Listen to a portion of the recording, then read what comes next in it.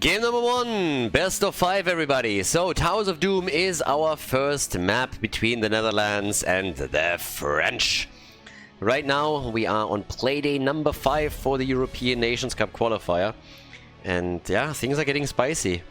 We had some insane games already. The French have played against Sweden. The Germans have played against Sweden. So one of the few matches that we're still missing within the top 3 is Germany against France. But right now, of course, still all those top 3 teams, they still are very eager to cement their position within the top 3 and make sure that there's no upsets happening. But in total, 4 teams out of the 8 teams that are still remaining in the competition will make it to Berlin. The offline event that happens at June 10th and 11th. We're going to have a huge event in Berlin. It's going to be awesome at the Experience at the Alexanderplatz. Personally, I'm actually very, very happy that we are partnered with the Experience for this one, because it's literally like, I mean, central Berlin. It's glorious. I couldn't really believe that we would be that much in the center. I had multiple events with other games in the past in Berlin, but never like this central. So if you guys want to come to Berlin and watch the games there, you can do that. There is no entrance fee. There's no tickets that you have to buy. And yeah, you can just simply stop by. We're going to start early in the morning on Saturday between 10 and 11, and it's going to go all day, and then Sunday the exact same thing. It's going to be awesome. Players are going to be there, casters are going to be there. If you want to have an idea of what the Experience looks like, what the events they had in the past, and what you can expect, then you can go to their social media. There's links in the description that you can check out. Also details about the Nations Cup itself, of course. But yeah, there's tons of people that already said they're going to come to the event, that already booked travel, booked accommodation. But of course we still need to determine all of the teams that will go there and the seeding for the event, because it's not only a matter of whether or not you qualify. Another question is, do you get an easier opponent in the first rounds and have a better chance to move through the winner bracket, or how things are going to look for you. But yeah. By now we got Diablo and Brightwing as early picks for the French team, whereas the Netherlands start things off with Hanzo and Lucio here. Netherlands, they have struggled a little bit in the top 8 so far.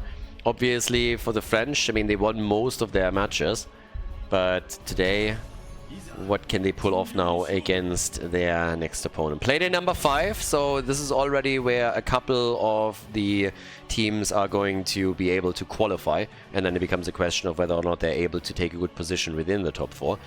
But I think that for especially the 4th place, maybe even the 3rd, it might very likely come down to the final playday. And there's multiple teams that have a chance to go there. We've seen so many cool moves and so many cool strategies by teams in this tournament. It's really fun. It's fun to just mix it up a little bit with this being a full-on Nations Cup, and this little tip to the rules of Meta Madness by making sure that heroes can only be played once within the series is also fairly entertaining. So double Shimada brothers now with Hanzo and Genji. Leo gets banned. He's the final ban for this one. And yeah, with it, they're going full Overwatch. For a second it didn't even really hit me properly, but they have Lucio too.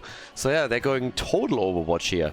Mei getting locked in as a tank coming up next, and then as a side laner, they could go all the way with this one.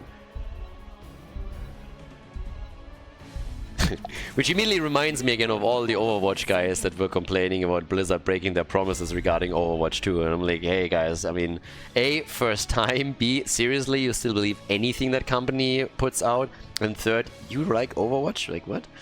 So yeah, Overwatch, or as we call it, overrated, is a game that Blizzard produced, and well, they got Tracer now too. The fuck is happening here?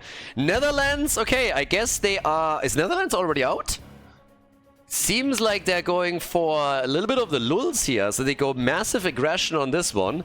And of course they're up against a favorite. They're up against somebody where they know from the beginning, hey, this is very unlikely to win. So it seems like they are going for a bit of fun here, and also for a very aggressive performance. Honestly, I'm not against it. It seems to me like we're gonna get a bit of a fan service match, and the French, they have to take advantage of this now.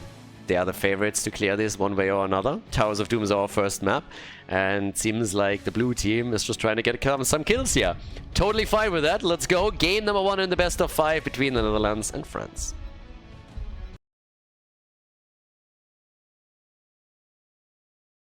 Pay yourself for Game number 1, the blue team, the Netherlands, they were going for a completely different strategy here, so they're just trying to play all of the annoying heroes in the first game, so they're getting rid of them, and then they take it serious from map number 2 onwards. No, but jokes aside, currently the Netherlands here in the 5th plate, they are 0-4 in match wins, so in order for them to make it to the event, they would pretty much have to win every single series that they play from here on out. That's kind of impossible, so yeah, they are pretty much out of the tournament, so a bit of a fan service game here, I guess. Unless, of course, they're able to get some hits in. We have them on the left side with Simply on Liming, Uki on Tracer, Higao on Genji, Fish on Hanzo, and Mindtalk on Lucio, as the French on the right with Dequaz on Dehaka, Banana Age on Brightwing, Panda Colada on Cassia, Yasuo on Sylvanas, and Nagrom on Diablo. So, the French themselves, obviously, with a pretty decent performance just lately. They have struggled on the occasional map, but generally speaking, they've done exactly what they were expected to, and they are still 3rd place in the standings. So Sweden, obviously, being able to best them in the direct match that the two had against each other. And what we're still waiting for is the battle between Germany and the French. The rematch! Now, up at the top, Tracer, moving back, Dequaza and Swamgrota, those are the two that have been absolutely crushing it on Dehaka in particular. And Dequaza is apparently trying to just showcase that once again up at the top. Now, down to the bottom of the map in the meantime, we're having just a bit of a rotation going on off the red team as they are trying to see what they can do with their 4-man. If you're playing, of course, without a real tank in the side lane and just look for massive amount of damage, then you cannot... I mean, you need to poke, right? You want to poke them down slowly and steadily. You have a lot of damage at the beginning, so you should be able to get some kills. It becomes a little bit more tricky than later on. But already, kill number 1, first blood for the Netherlands. It would actually be absolutely hilarious if they would just troll around a little bit, be like, alright guys, let's do whatever, and let's just enjoy the game a little bit and just play this. And all of a sudden, because they do that, they are just getting kills and they get a lead that allows them to win the game. That would be ridiculous. It has actually happened in the past. There was a game in particular that has had multiple times. During the days of HTC, there were 2 matches in particular. One was Dignitas against Fnatic at a mid-season brawl, and the other one was Fnatic against MVP Black, where the underdog just came in at the beginning and said, we're gonna lose this. We can't win this one. They're too strong.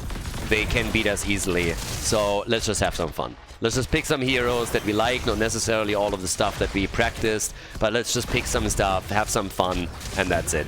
And because they took the pressure away, both teams continued to win the series. It was actually insane. So yeah, that can happen occasionally. Not saying this is going to be the case here. There is still a skill gap to account for, but it has happened before. It would be kind of funny if they would all of a sudden perform better than they ever have in this particular stage of the tournament. But now that the objectives are, of course, up, it is clear they don't have a whole lot of stuns here. So if you can play well around Diablo, around Dehaka, and all the CC that they have, then exactly this is going to happen. You're going to net yourself a couple of kills. So they come in, they take 2. Now we have still Tracer zipping around up at the top. One of the altars has already been channeled. It's actually not quite true, but yeah, we're nearly done. And with Brightwing claiming 1, the one thing that the Netherlands, of course, want to do is they don't want to go full in here. They want to make sure that they're getting at least 1 altar and a couple of points removed. So, yeah, there's that. But now with that, the shots have been fired, and as expected, the French team has taken the lead. And they're also trying to invade here. And if you have a hit point heavy tank like Diablo at the front, then just poking him from a distance is not going to do it for you in the long run. They're still trying to be aggressive, and it's actually a 4 versus 3. Dehaka is coming in a bit late, maybe a Cassia kill, and yes, Hanzo is able to lock that in. So the French, they get the camp, but they pay for it. They lose Cassia. And of course, you can always try and engage into these assassins, but at the same time, you should still make sure that you have at least even numbers and are not totally outmatched in that encounter. So, damage done, the bottom wall opened up, top side, Sylvanas dies, so 3 kills for the blue team. Yeah, they are doing work over here, don't they? Nicely done, job well executed. We have Sylvanas destroyed, 3 kills to 2. Level 8 on the board for the French, as they are now even trying to invade a camp, as it seems. Or at least stop Quasar as he's starting to rotate over. With level 7 talents, you also have the added damage of Li Ming. She gets Calamity here. But of course, the camp now taken. And the French still doing their job. Still doing work. And Diablo is getting stronger and stronger. I mean, he's at 85 stacks now already. So, of course, it's going to increase the hit point pool a bit. But it's going to be tough for them to just simply take him down. The big thing that you're lacking without frontliners is you don't have real stuns. I mean, yes, there are some ults that you can play with. Hanzo's arrow. But generally speaking, most of the stuns are thrown out by frontliners, by side laners, and that is what allows you big control during teamfights. But of course, here's another quick move made as the Haka is now coming in. Misses the Tong. That's huge. Has to pop the Essence too. And they are all fighting for the 2 remaining altars. Li Ming is channeling the one in the middle. So Li Ming is on the channel. Down here, Tracer gets caught and killed. And as Li Ming gets at least one of the 2 altars for the team, the Haka is still hoping to maybe close the distance to Mind Talk. Can't quite. It's kind of funny, by the way, to see Mind Talk on Lucio. Not really something that you normally would have expect him to. He is usually playing the Maiev, the Kerrigan, plays also Li Ming. So, yeah, not really a standard hero. With the kill and the conversion down at the bottom of the map, they are now looking at level 10 abilities. So the French looking very, very strong here with level 10 kicking in. And that, of course, allowing them also to just do work with ults for a little bit longer, trying to dominate on that gap as best as they can. And so far it's working. I mean, heroic abilities, without them you normally don't really want to fight. And Mind Talk learns that the hard way on his hero. So, yeah, he gets eliminated. That's another quick kill. And that's the 5th one in total for the French. As down at the bottom of the map, Yasuo nearly gets a kill on Li Ming. So, while he is trying to defend that bell tower more so than anything else, if you can get some additional kills in the process, and of course that's a win in and of itself. Yeah, Genji dead. They're trying to go for Li Ming, and she's down too. Brightwing has fallen though, so Tracer got a kill. But, yeah, it's a wild one. Definitely a bit of a wild game here, and a fun one too. I mean, to be absolutely fair to the Netherlands, this is more kills than they would usually get in such a game.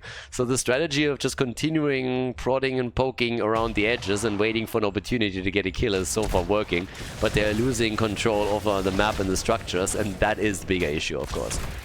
So right now we have level 13 talents approaching for the French. They're also getting, or trying to get, a couple of the pumpkins connected on the core. And they're getting Li Ming again. So things, the balance is shifting. In the early stages it wasn't that apparent, but now it is of course starting to become a bigger issue for the blue team, that they don't have a real front line, that they don't have the tanks and a lot of the utility that comes with it. Sylvanas still claiming more pumpkins topside. Yeah, Uki gets away here, so it's not really a threat after the Tong misses from Quasar. He has very little that he can threaten Tracer with. But down here, it's a different story. Damage comes in. Brightwing also always ready for another poly. And another play to be made. Whereas Genji might just be able to get a kill on Yasuo. X-Strike, and there it is. Nicely done. So, Genji gets the kill. And the Haka wants revenge and gets it. Nice. Well done. Diablo, that old kill stealer, comes in with the last hit. Now we have Tracer in trouble. Yeah, arrow from Hanzo gets also YOLO'd out here. And they are able to keep everybody alive, at least for now. So as they are rushing back out, down to the bottom of the map, the party around pumpkins continues. And it seems like, at least in this case, none of them are going to connect with the core. Talking about core, they're down to 21 points now. A nice Apocalypse play, and even a kill. Hanzo dead. Well done. Nagrom showing off at this point. So yeah, just simply showing off as they try to go for another move. Mind Talk gone. And can they get more? It doesn't seem like it. 11 kills, 2-5 though. But yeah, here comes the altar spawn. And of course, with them losing hero after hero and the death timer is increasing, they get more control over the map and can use all of that time where they have the numeric advantage to push these lanes out further, and in the process destroy some of these bell towers, convert them over, and maybe even get the real barrage started. So yeah, things are getting trickier and trickier for the blue team, and it's going to be very difficult for them to bring this back in any way, shape or form. But yeah, here we go. Bell tower in the middle is about to get destroyed. Already rushing back out here, careful. Simply, yeah, and that bell tower is also claimed. 5 shots fired only, was a little bit too late to count for the altar channel. But now all they need is to control the one at the top, and they would start the barrage. They have a 3-level advantage and also a 1 talent lead over the opponent's team, which is pretty big. So, on the left side, what are we gonna get there? Yeah, they still play this out at the top a little bit. Another stun, and Mind Talk escapes. Mind Talk escapes, another drag. Genji is ready. And with 5 kills to 13, we now have a big lead, of course, for the French. Again, they are the favorites. They're part of the top 3. They have so far won every single match with the exception of their series against Sweden. Yeah, the Qualifier are missing the isolation, but they still want that kill, don't they? So Uki is eventually gonna fall. Even if he makes the recall happen, Panda Colada would get it. And there we have them with another hit. Nagrom dying on the left side. Sylvanas now pushing the top lane out a little bit more. And yeah, this is, again, Sweden is not in this game. I have zero idea where this arrow is going. That kind of confused the hell out of me. Alright, so Fish has been drinking apparently. Yeah. Interesting. But yeah, so again, Netherlands, they are currently just struggling. They were always the underdog going into this series. Honestly, if they would have picked a ton of supports, I would have said that they've taken my advice from Meta Madness and they just try to get rid of as many heroes of one role as possible to insert chaos into the game and then capitalize in the later stages. It's always a strategy that I thought would be great for an underdog, because then you can insert a certain amount of chaos and RNG to the game. Big shots fired here, putting the core down to 3. The only thing why I'm saying this is probably not the case here is because, well, they're going for main damage dealers, and nobody's going to run off damage dealers that quickly. So there are still tons and tons of assassins available, especially when we're talking about mages, for example. But very likely this is going to seal the deal in game number 1. So, yeah, the lead for the French, as expected. They get the kills. They have in total 20 against 6. And that is all she wrote on Towers of Doom. The French taking the victory against the Netherlands. Before we head into game number 2, make sure that you subscribe to the channel if you haven't done it yet, so you don't miss out on any future content here on Khaldor TV. Okay, the French are in the lead. Brexis, everybody. We're going to our second map. And I have no idea what to expect from the Netherlands now. I really have no clue. So again, it seems, unless there is a deeper strategy to it, that the Netherlands have just simply decided that, hey, we're going to go for a little bit of fan service, we're going to have some fun. We cannot make it to Berlin anymore. We are currently last place in the standings. We haven't won a single series. Now we go up against another top dog. So let's have some fun. Let's enjoy this and entertain the audience. If that's the case, I'm pretty sure we're going to see eventually a Choral play. If, on the other hand, they have some deeper strategy where they, as I said before, try to introduce a little bit of chaos by eliminating some heroes, then it might get interesting here. Now, eliminate heroes pretty much because heroes can only be played once within the series. So every single hero that gets played cannot be played again. But if you're trying to get rid of a couple of heroes by playing them in the first game, as I, for example, had suggested for underdog teams during Meta Madness, my personal approach would be to go and try and get rid of a role. So you are picking, let's say, supports. And you get rid of all the supports and then you let it go into like a complete fiesta where nobody can pick a support anymore. Could try and do that. Another approach would be to maybe make this happen with side laners. If you're trying to make that play with damage dealers, I just don't see it. Simply because there are so many damage dealers in this game that I don't see this happening. If you start counting mages and, I mean, yeah. So Let's see what the picks are going to be for them. This is going to tell us this very, very quickly. But chances are that it is a bit of a fan service setup that we have from the Netherlands now that they're going up against the Frenchies here. I also just learned, thank you to Twitch chat, that apparently it is a long weekend in France. So they have a 4-day weekend currently, which is why a lot of players or a lot of people just in general are on short vacations.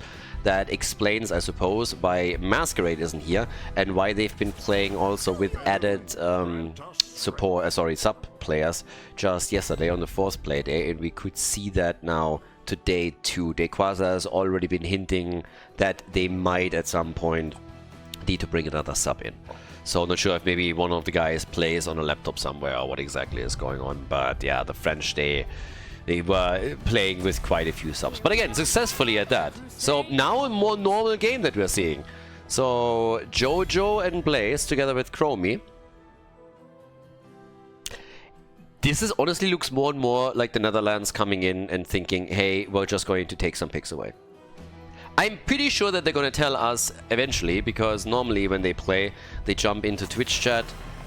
They answer a couple of questions there too, but this could really be them taking advantage a bit of the tournament format and just saying, okay, we're picking a lot of the high skill level individual damage dealers that we know the French excel with, that give us real trouble in the backline. We're going to remove them and we're more comfortable dealing with whatever else they throw our way. But that way we only lose one map, a lot of those heroes can't be played against, and then we are just continuing at normal pace.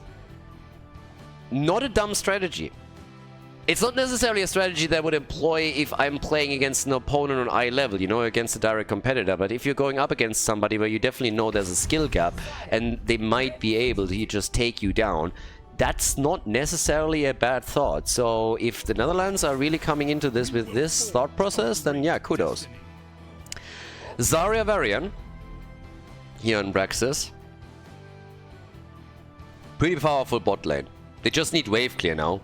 Panna Colada can easily go for someone like Gul'dan, for example.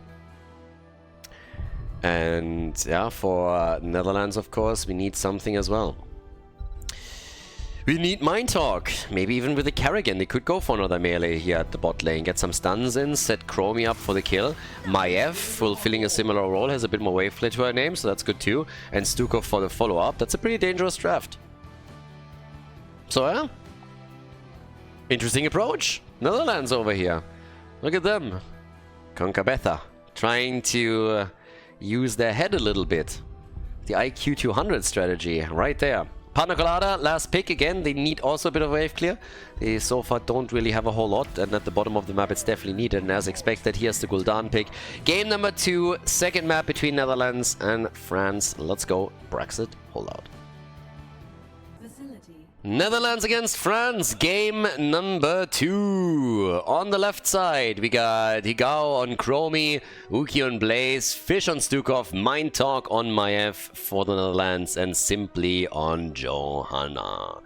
On the right side, the French with Dequaza on Urel, Yasuo on Zarya, Banana H on Malfurion. We got Nagrom on Varian and Panna Colada on Gul'dan. Alright. So, let's go. We have, for now, deep breathing for Chromie on the pleb horse. That's unacceptable. The poverty horse, right there. And then again, together we are strong. Well, I guess together they are strong. But Yasuo... Okay, for just a second I was like, okay, yeah, they might be strong together. And he's still a little bit alone because he got tethered in, but then again, didn't really get hit too hard by the towers or anything. Talking about hitting things hard, now that Malfurion is laying down the lawn on Maiev, she's gone, and that is a quick first blood, and all of that even happening before level 4 is there. We were going to get probably the speed bubble still, and Varian also with taunt. So yeah, very nice start for the French. Again, they are the ones that are supposed to take this. And to be absolutely honest and blunt, they should be able to claim this one without even losing a map. So that's the goal here for them. For the blue team, the goal is first, I mean, one step at a time, right? Win a map and it's already a huge step forward for the Netherlands. If they can do more than that, then that would be fantastic. But any underdog team that is aiming for 4th place to qualify for Berlin, if they go up against one of the top 3 teams, if you win a map, if you win 2, then that is already a huge accomplishment. If you can do more and take the series, I mean, even better, hey, of course.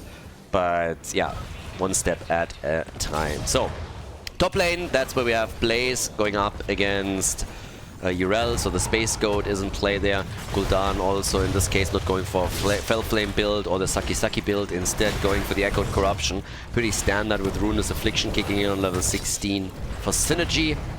And now control for the bottom beacon, and this means it carries down to Dequaza at the top. And yeah, who is going to take this one? Seems like it's going to be the French, and that is why Chromie is now rotating towards the top and trying to check this one out. But yep, here we are.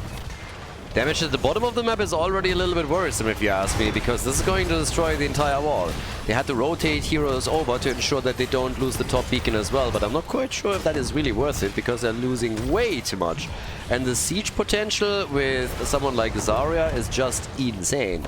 So now they're waiting for the level 4 talents on the 2 heroes where we need them the most. Taunt is in, and I would still love to see the speed barrier by Zarya, just to allow Varian to be more aggressive around all of this. And talking about Varian, Nagrom is already moving in, and Zarya is keeping us waiting. Normally we see that combo played with Garrosh, and yeah, she doesn't care. I am the strongest. I doubt that, but alright. You're definitely not the strongest. Stukov is the strongest. Have you seen that arm? I mean, damn. And, well, have you seen Mind Talk? Because he's dead again. So that's the second time that he now goes down. Maiev taken twice. But, yeah. Zarya is apparently, according to her at least, the strongest. At the top, we have Urel taking the beacon again, and that means it is 100% 2-8 on the Zerg wave. And, yeah. Do you know what comes after 8? 9! Exactly. Okay, so 2 kills to 0. And that top fort is very likely not gonna make it, or is it? The problem is they lost the fort at the bottom of the map already, so the French are really just crushing this. They even have to send Banana H back because he's running out of mana here. But up to the top, yeah, they go straight in for another fort. The wall is already gone. I guess since they're not fielding the entire team here, they might not be able to get the fort. Now that Dequaza and Yasuo are arriving, they have a lot of heroes to just throw the opponent back and keep them at bay. Buy some time for the Guardians. Either way, it's already super low. So, yeah.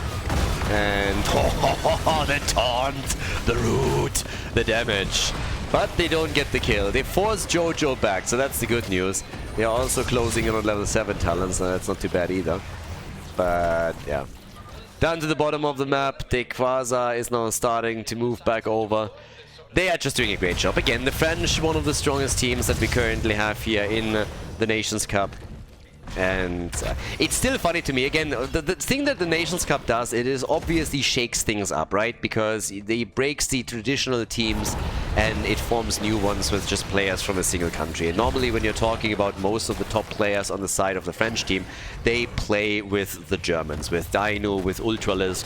So just seeing the French all of a sudden with this many players that traditionally in competitive tournaments play support, now deviating into other roles that they of course play on their own stream, that they play in other situations, maybe in some amateur leagues too. It's kind of funny to see this in just some of the top level tournaments that we have here, and the same is not only true for the French. Can be said about the Germans as well, some of the other teams, Netherlands, no exceptions there. One of the few teams, honestly, now that I think about it, which usually sticks to themselves is honestly the Swedes. Yeah, a lot of the Swedes, or a lot of the Swedish teams that we've seen over the last couple of years have been full Swedish, or at least 80% Swedish. you know, they isolate Jojo. I don't know if you can call it isolating because she's still fine. But yep, the keep has been, or the fort has been destroyed. Nagrom might fall. It could be the first or the second kill for the Netherlands. Even the boss is having some fun here and wants to be part of the party. Gul'dan goes down, 2 forts destroyed, top keep nearly taking damage. Yasuo now gets attacked next. And here we are, kill number 3 for the Netherlands. They've actually taken the leading kills. They're not looking so great on structures and in experience. They've also started to trail, but hey, they get the better kill count. I'll take it. Chromie with her ult now too. So yeah, she has that. Not too bad for her either. You get your level 10 a bit early. The Quasar, of course, still applying pressure at the top. Goal would always be to not only expose the keeper to take it down. And since they have lost 2 forts, they also have lost their fountains, so it's going to be a little bit tricky to go for the beacons. Especially since level 10 is soon going to be ready. That's another problem. But yeah. So, with that said and done, we now have the move right here at the top for the beacon. They're going to get full control. The only thing that the Netherlands can do is play that ring around the rosy game and just rotate over. They can't really force a fight because they don't have rogue abilities just yet. Mind Talk buys some time for them, but that's all that they can realistically do. And at least for now, the French, they're not even interested. They're just saying, okay, we're going to take the boss here in the meantime. And yeah, after that we're going to focus on the objective again. But the boss is a freebie. There's no way that the blue team can fight around it, especially since they're delayed here too. And if the fight now gets fought even with level 10 in the hands of the blue team, if they lose a hero or two, then it's not only a boss but likely also the objective that they gotta face. And that would be rough. Now that I look at it, I mean, yes, Zarya is going to get the objective first, so that's the first thing that happens. But they have a camp at the bot lane too, so they have the camp, they have the boss, and this is going to be a brutal push. This could be a play for game, because the Zerg wave itself is also going to move through the bottom of the map. So this is an absolute death push that we're seeing from the French team. They got everything here. I mean, the Zerg wave isn't here yet, but already they're opening this up, but Urel gets killed, didn't have the ult anymore. The French are losing heroes a bit too soon here. It's still a 4 versus 4 for now, but now they might be a little bit limited in what they can do. They're still poking, prodding, trying to buy time for the boss, distracting the opponent a little bit, but Yasuo gets killed, locked down and killed. Now the Zerg wave is coming through. The keep shouldn't survive. The keep should fall, but they're getting more kills now as they go for Nagrom. Varian dashing back out, at least for a second, but Chromie, of course, eventually is able to catch him, and that ends up with Varian falling. Now, the Zerg wave is doing work, but they are able to stop it, so neatly done. The Netherlands, everybody, protecting their keep at the bottom of the map, not losing any of the lanes just yet, ahead in kills too, but of course taking a big L on experience. So yeah, with experience, this is a totally different story. Far behind here, and a little bit crazy. But okay, so we'll see what they can do, if they can maybe get a few more kills and then gain some momentum and push this back. As long as they don't lose their keeps, they're still in a halfway decent spot. The problem that still remains is, of course, the fallback option on the fountains, the gates that you can retreat behind just to be safe. Well, at least in the bot lane, not anymore over here. But the next fight is now starting to kick in, and the damage and the kill on Stukov. Stukov eliminated. They want more than that. 1 kill is not enough. They go for Johanna, and well, spoiler alert, she's not gonna make it, with Nagrom dashing in and delivering the final blow. And now that keep is, of course, gonna get destroyed, with Banana Age popping Tranquility, Gul'dan firing away, they're making a move for Blaze. Topside, a similar situation is now unfolding, since we have the Quasar escorting minions and camps in. Blaze is down, both of the keeps are in trouble. Yeah, well, the bottom keep is actually already gone, so not in trouble anymore. But this is, yeah, this is the French doing what they're supposed to do. Again, anything else but them going on the offense and yeah, pushing the opponent back would have been a little bit of a shock over here. They're the favorite for a reason, and so far the Netherlands haven't been able to win a single match in this tournament. They've won a few maps, but not much more than that. So 6 kills to 7, level 14 to level 12. And with both of the keeps gone, the siege is on at the core. Shields are slowly being removed here.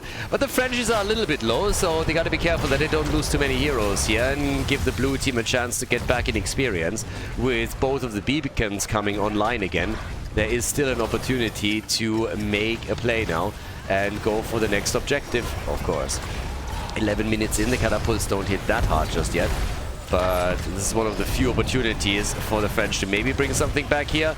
But Mindtalk is already gone. That means that we don't have any Maiev plays anymore with the tether that they can execute. And Uki misses the stun and is now finding himself in trouble too. Kill number 9 for the French. And of course the core still wide open. They can't siege up on it completely. Get some more experience, get to level 16. Grab both of the beacons, and then you can apply pressure again. Your opponent will have to defend, and while they'll defend, you get the objective. The Zerg wave joins you, and then you can make a move there. Which is obviously something that the Netherlands are fully aware of. That's the reason why they're sending heroes towards the top to take this one early. But now the first one is claimed. They can still try and fight here. They actually were checking the boss too, just on the off chance that the French were making another move for that. And now it's double beacons again. So, already working on the progress here. Gul'dan is alive thanks to the heals from Alfurion. Root is already on the ground. And bad news, again, they're losing ground very, very quickly. The French are going for another big Zerg wave against the blue team. Gul'dan, the bunker, moves back out. Tranquility is up. They're totally fine here. Maiev is dead once more. And I don't think that Blaze is going to survive it either, considering that he's surrounded by 3 heroes. So we have 4 deaths on Blaze, 4 on Maiev. Zergwave locked in again, 100-0, pushing through the top. The French, ladies and gentlemen, it's going to be another victory for the team in red as they are looking to cement their position within the top 3 of this tournament, of this stage of the tournament. Yeah, the final 8 teams and the French, they're performing as usual. 12 kills to 6 now. The core about to fall. The Zerg wave just barely arriving here as they're still looking for a few additional kills. But it is game and a 2-0 lead for the red team as we are heading for game number 3.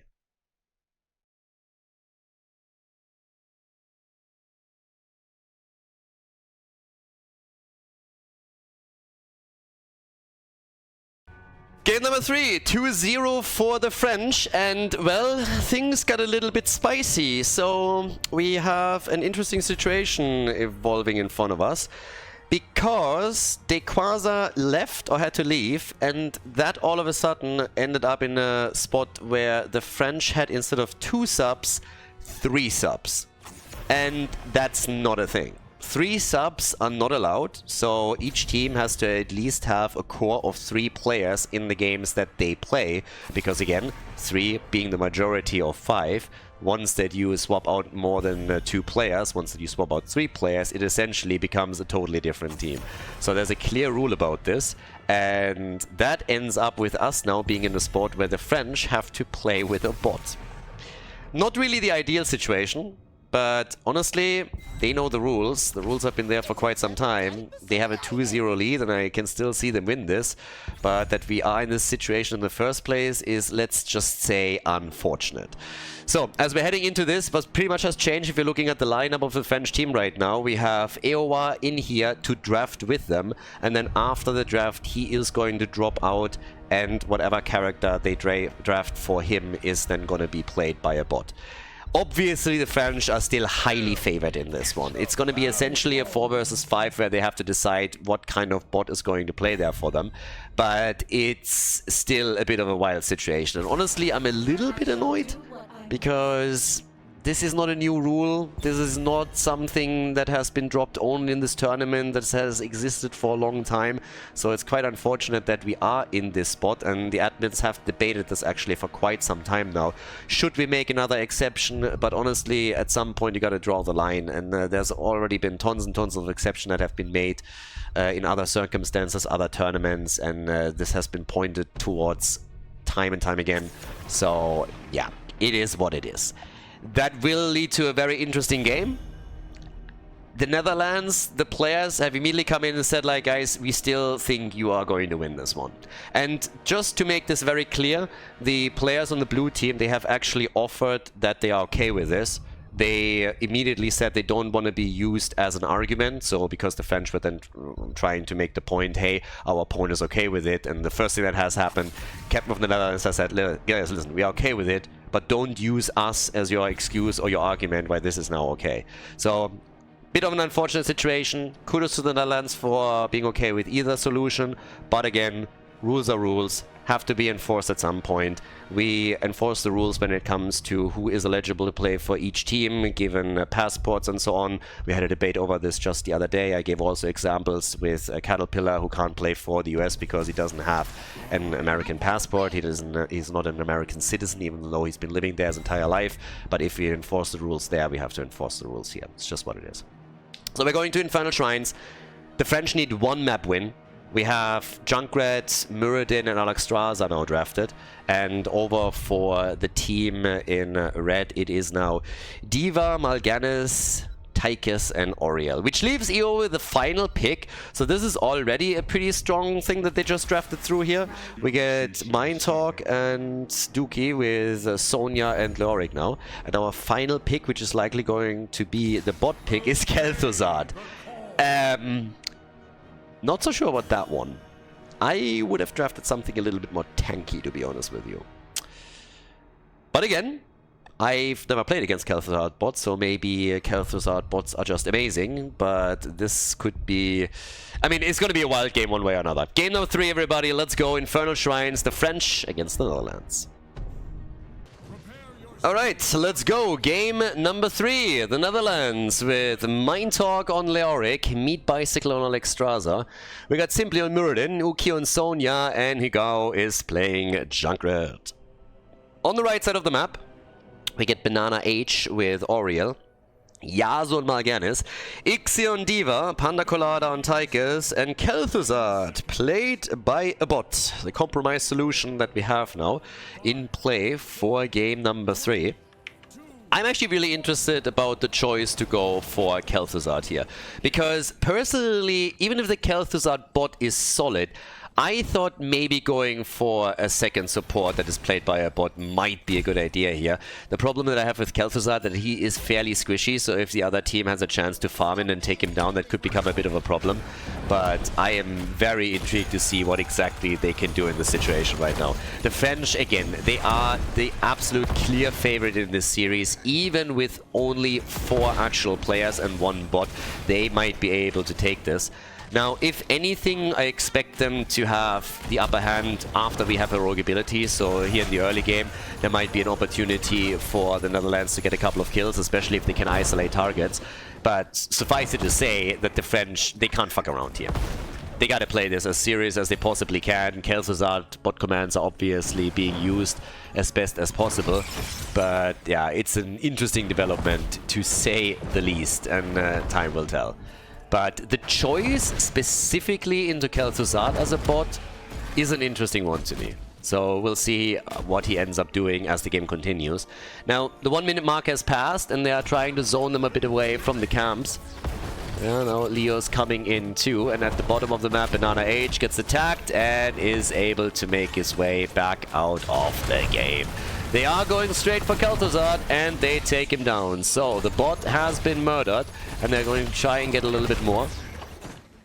Initially, I want to see, like, I'm trying to rack my brain right now how I would have reacted if I'm on the French side. If I would have, for example, tried to get the Vikings in. Cho'Gall was banned in the last game, as you could already see, so it seemed that the team from the Netherlands thought that this would be a good move from the French. But right now, what bot would I've actually gone for? Back in the days of HGC, there was of course always like ETC bot that lands the insane mosh pit, Murden bot with an amazing storm bolt. There were a lot of examples of this, but if you would have to pick a hero that you are okay with playing as a bot, which one would that actually be? I mean, he gets a connect here, so I gotta give him that. Khaldor bot with some work done, but as Junkrat falls in the back, Khaldor dies too. Alrighty, so they get a kill for a kill. First one right here. And yeah, this is getting interesting. I mean, it is already interesting. Khaldor is also not picking yet. It's gonna take the bot some time to finally decide that, yeah, I think I need to pick my talents. Obviously that's fantastic if a player just disconnects and you don't want the bot to insta-pick talents for him, but give the person the chance to come back into the game so that they can pick themselves. But in this particular situation it's a little bit annoying for the French, because it means that their bot has even less value up to the point where that threshold is finally hit. But they're going for another kill and Leo might just fall again, and he does. The grenade hits the face and that's that. So, job well done. Khaldor trying to get some work done here too. Has 7 stacks on the baseline, so we're going to keep our eye on that. I just want him to finally pick talents. I think it's another minute and a half or so until that's the case. But yeah, Khaldor once again gets pooped around a little bit, joins the fun. Leo already low again. And Mindtalk could fall, gets saved. Ooh, and the explosion zones them off. 29 stacks for the French. So... that's a good start.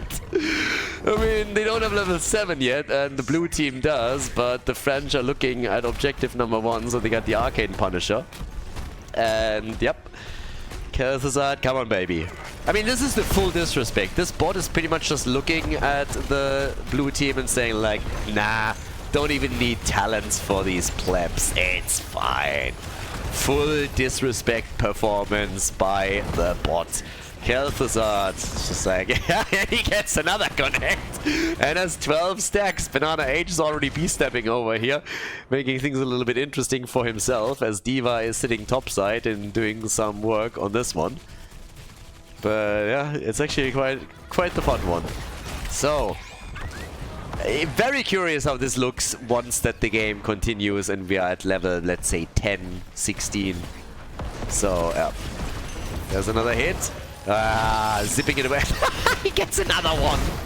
Khaldor with another connect. Mindtalk nearly dead. They try to go for Yasuo. And Leo is gone. 3 kills in total. So yeah, Khaldor bot doing work. Gets another one. Damn son, he is beasting it over here. I was worried because he's still on the squishy side, and now he has picked talents too. We get the accelerated decay and we got the plague lance, but the bot is doing some work. Still squishy, and that's the downside.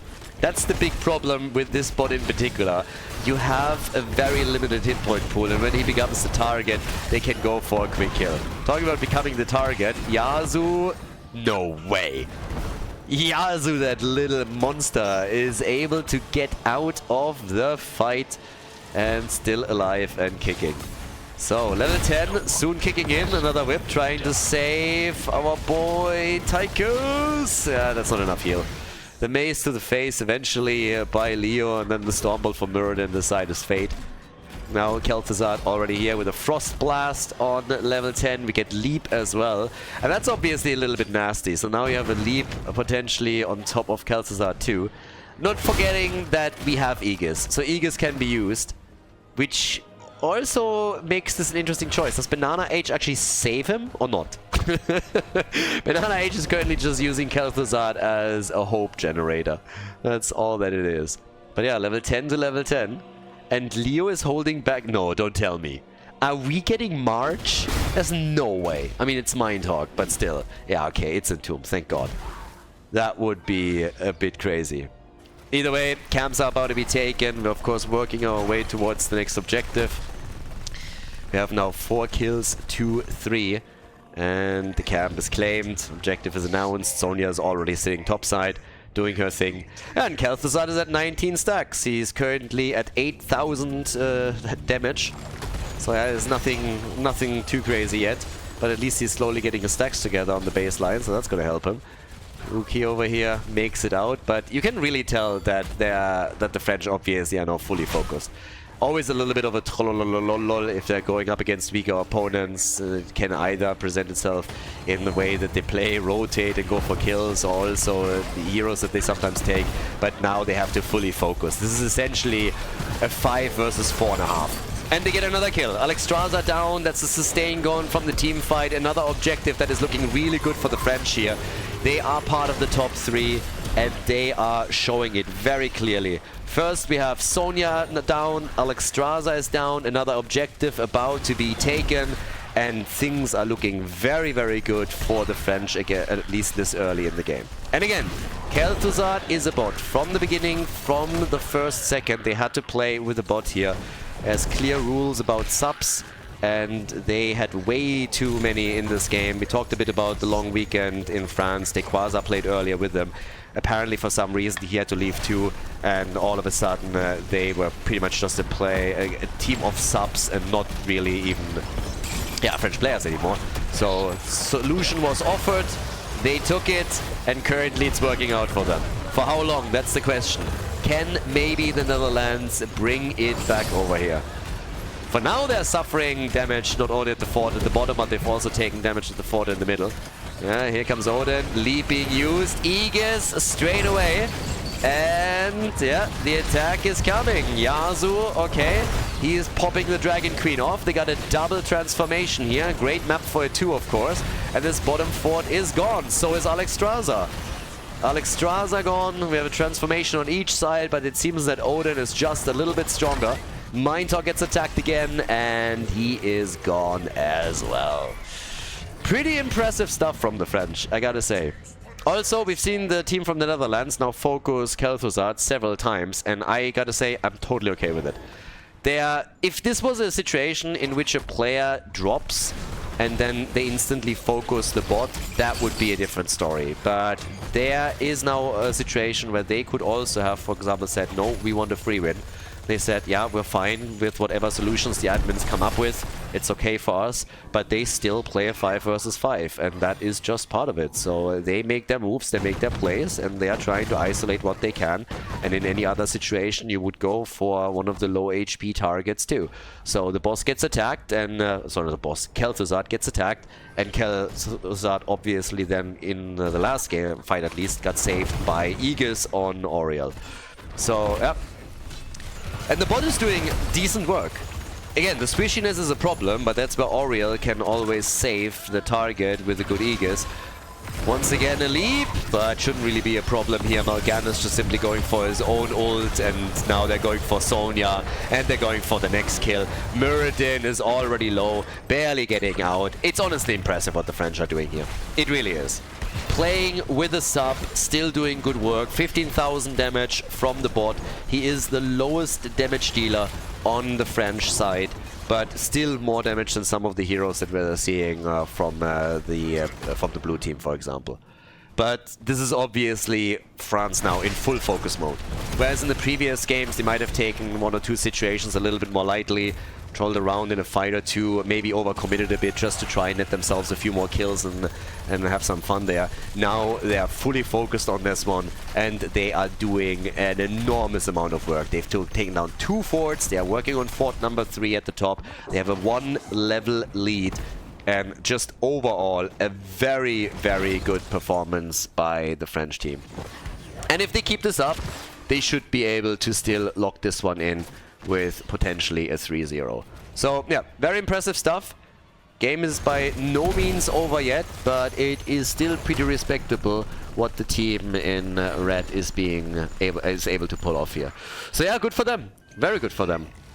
As it stands, we now have still Netherlands trying, of course, to not only get to level 16, which is just accomplished. That gives us the Draconic Discipline as well, but also them working on the next objective, or at least they're trying to. Always the threat from Khaldor as well. Yasuo with Mal'Ganis is extremely difficult to take down here. On level 10 with the Carrion Swarm here too, so a lot of invulnerability that he can chip in and can just move his way through the opponent's team exactly the way that he does right now.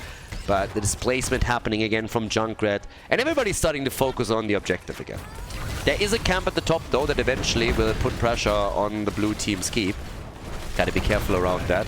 Khaldor again trying to get some hits in, working on the objective too. Damage is already coming out. Mindtalk is a little bit low, so Leoric has to be careful. Straza taking to the skies here.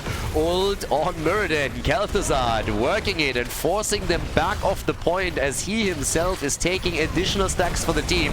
The connects are happening. Aegis to save the day for Tychus, but he gets immediately booped into the back line, and that is the end of Odin. So they're down to 4 heroes now, or should I say 3.5. Khaldor trying to also get some damage in, but they need to make sure that he retreats with the team. 17 stacks, 20 to 11, and now Muradin is moving in, and Khaldor gets stunned out, and that is the end of the bot. He's taken down. That's a quick kill, but there's a big hit from D.Va. D.Va with a hit, and Mindtalk, he's so low, but they save Leoric.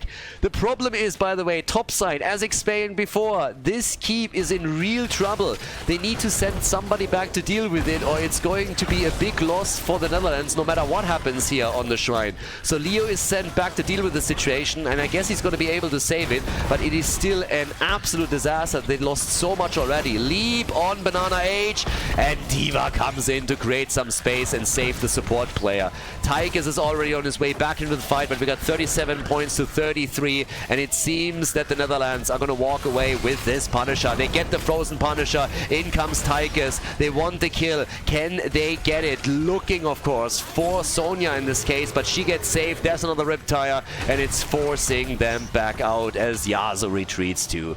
The bot back to business. Already the Punisher in play, and they need to deal with it as quickly as they can. Leo moving down to the bottom of the map. Sonya still dealing with everything up top side. And now we have 8 kills to 6 and level 18 pretty much for both teams. Insane game. Pretty insane game, and very close call on the objective too. That was huge. That was really huge. Could have easily been an objective in favor of the French. But here comes the ult from Khaldor again, and they follow up on it. Khaldor setting them up for a Sonya kill. In comes Mal'Ganis. He wants Alexstrasza, and with the help of Tychus, he takes her down.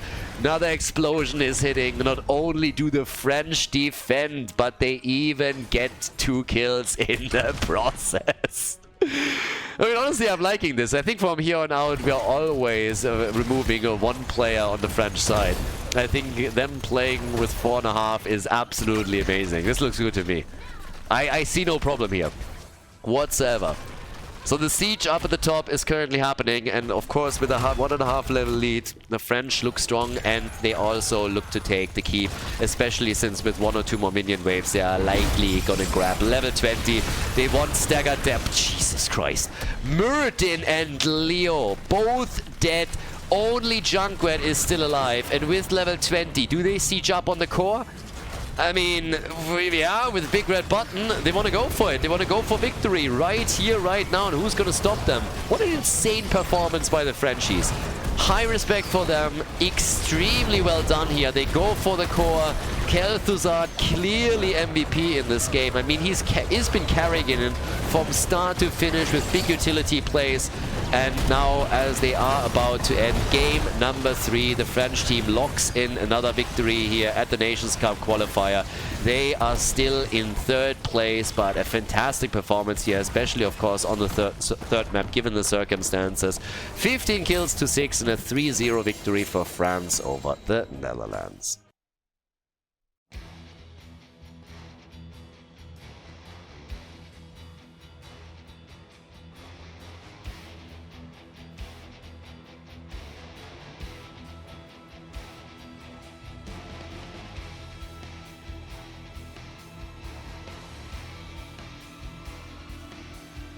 Thank you everybody for watching the video today. I hope that you enjoyed the show and the commentary.